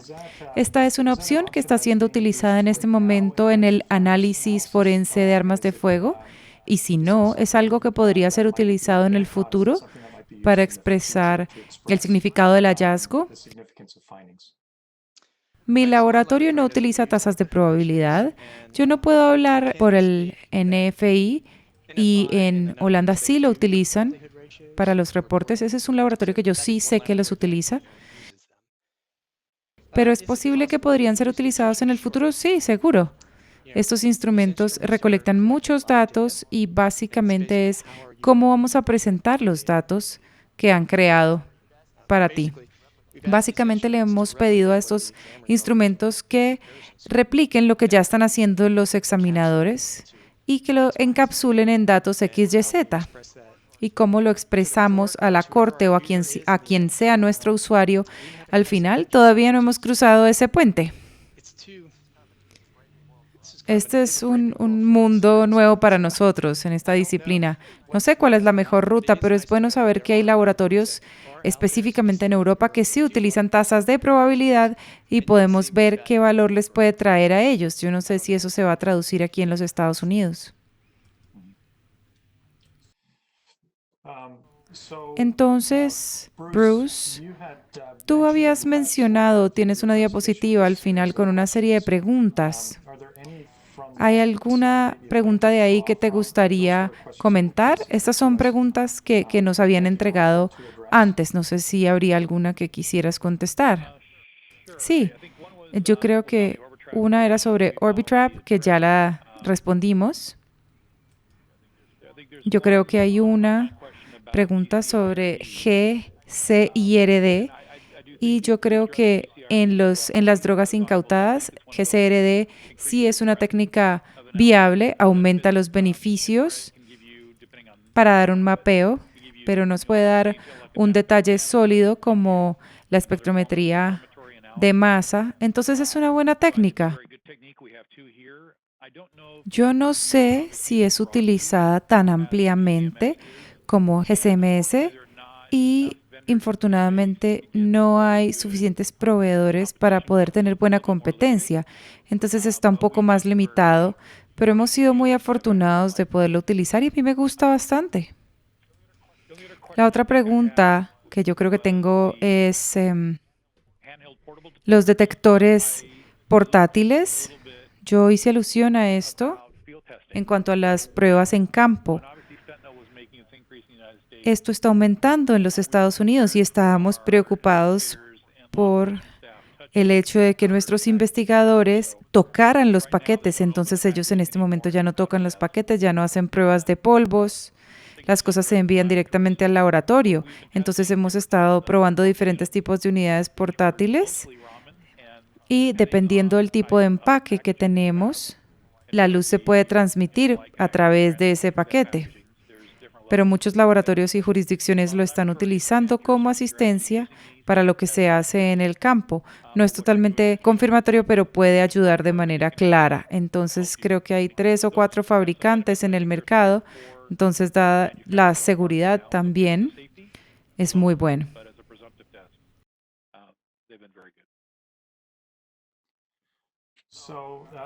Entonces, la siguiente pregunta, y tal vez cada uno podría intentar responderla, es en torno a uno de los temas de los que hablamos al principio de la presentación, y era tomar buenas decisiones sobre el futuro con conocimiento de que tenemos recursos y fondos limitados para hacerlo. Entonces, si fueran a dar una pieza de consejo sobre su disciplina, en particular en el futuro, y cómo hacerlo de manera efectiva con un presupuesto limitado y recursos limitados, ¿cuál sería?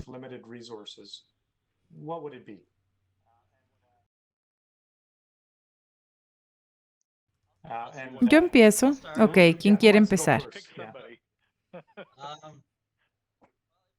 Bueno, cuando tenemos recursos limitados, como todos lo tenemos, es mejor tal vez no ser el pionero en un campo en particular, o en una disciplina, o en una tecnología en particular.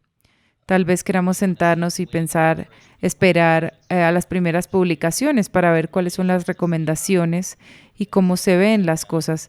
Es muy costoso hacer la investigación básica y aplicar las validaciones sobre la nueva tecnología. Yo sugeriría tomar una postura más a la defensiva y ver cómo funciona. Pero las tecnologías que yo mencioné, ninguna es nueva. Ya llevan una década o más en este momento. Entonces yo creo que hay suficientes datos, suficiente información, experticia y podría escoger con mucha confianza esto. Pero en cuanto a la última tecnología, esto debería venir con mucha más precaución. Gracias, Tim.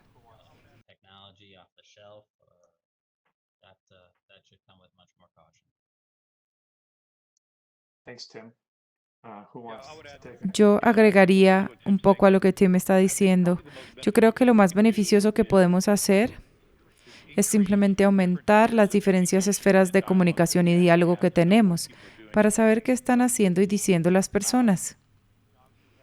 Obviamente tenemos OSAC aquí en Estados Unidos, pero lo que están diciendo los círculos académicos y lo que está pasando con la investigación y con otros laboratorios en el mundo, lo que están publicando los artículos, pero particularmente en un área en la que no tenemos experticia, entre más comunicación y más diálogo podamos tener, incluso de personas que son muy críticas, ellos tienen información que nos permiten modificar la forma como estamos haciendo las cosas y saben hacia dónde vamos. Entre más temprano puedan hacer esto, es más probable que lo puedan hacer más veces y que estén más preparados para lo que viene en el futuro. Hay muchos académicos que están haciendo muy buena investigación, pero hay que saber qué es lo que está pasando y algunas de estas cosas están muy compartimentalizadas en algunos círculos académicos, pero otras no. Y saber cuál es esta investigación y poder hablar al respecto y discutirla les da alternativas y opciones. Y luego pueden hacer, por ejemplo, lo que está haciendo Eric, que es organizando estudios para implementar algunos de estos, como las tasas de probabilidad. Yo creo que nos van a dar la tarea de utilizar las tasas de probabilidad en muchas más disciplinas, pero va a requerir muchos estudios para poderlo mejorar. Entre más comunicación tengamos, sabremos qué es lo que está pasando. Entonces tenemos que salir al campo y empezar a hablar con las personas. Supongo que si eres el gerente en el laboratorio forense, pueden unirse al Grupo Nacional de Laboratorios de Criminalística. Eric, ¿qué crees tú sobre esto ser costo efectivo en el futuro? Bueno, yo soy el único no gerente en el panel, entonces les voy a dar una perspectiva porque mis gerentes vienen a mí buscando respuestas y eficiencia. Una vez revisamos todos estos instrumentos y ellos también estaban viendo la eficiencia en el camino. Pero solo porque compramos un instrumento no significa que vamos a ser más eficientes o no necesitamos más recursos. Si aprendimos que entre más máquinas tuviéramos in-house o incluso si tuviéramos una sola, necesitábamos redundancia, backup de datos, una cantidad de cosas en las que no estábamos pensando para mantener los sistemas. Entonces está este costo de mantener el sistema anualmente que no estábamos pensando y fue una lección difícil de aprender. Una cosa que yo sí quería mencionar era que la pandemia me forzó porque mi gerencia vino donde a mí y me dijo, mira, yo en este momento estoy en casa, entonces la forma como funciona, estoy una semana dentro y una semana fuera, pero la gerencia quería que las personas trabajaran cuando estuvieran en casa. Entonces, y lo que yo hice fue que embebí a otros examinadores con exámenes o conjuntos de exámenes y ellos tienen diferentes softwares en su Surface Pro y pueden hacer trabajos de comparación sentados en su casa.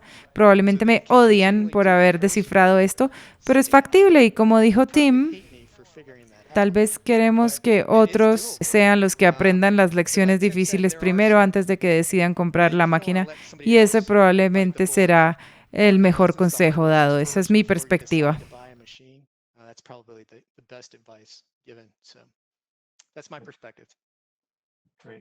Un comentario más, Tony, si puedo. Tim me ha escuchado decir esto, pero probablemente lo que unifica todo esto es inviertan en su infraestructura de TI. Esto es muy común con todo lo que estamos haciendo con el uso de TI. Hay que prepararse y planear, pero entre más puedan invertir, mejor van a estar. Sí, de acuerdo, gracias. Bueno, hemos llegado al final de nuestra sesión. Yo quería decirles muchas gracias a todos, a los tres presentadores y a todas las personas que asistieron. Le voy a entregar el público a Mark Mogul para el cierre. Gracias, Tony. Tengo que decir que han sido 2 horas excelentes, llenas de información. Todos los participantes, espero que hayan encontrado esto muy útil. Y para probar este punto sobre comunicación, este es el propósito de este evento y de eventos similares. Estamos tratando de compartir nuestras experiencias y nuestras prácticas entre la comunidad internacional y esperamos hacer que todos sean mejores y que la justicia sea más fuerte en muchos países en el mundo. Solo para dejarles saber, planeamos mandar un link al video, al igual que las diapositivas. Entonces, si se registraron y todos ustedes lo hicieron, deberían estar recibiendo esta información prontamente. Muchas gracias a todos los participantes, especialmente al equipo de Costa Rica que inspiró esta sesión de hoy. Tenemos una excelente relación con Costa Rica y ellos siempre nos traen ideas excelentes. Entonces, por favor, busquen eventos similares así en el futuro. Si reciben algún email, espero que se registren y que participen en cualquier evento futuro que tengamos. Con esto, simplemente les diré que se mantengan sanos y que muchas gracias por unirse. Abraham, creo que podemos cerrar. Simplemente dejamos que las personas puedan decir gracias en el chat un par de minutos y luego nos despedimos.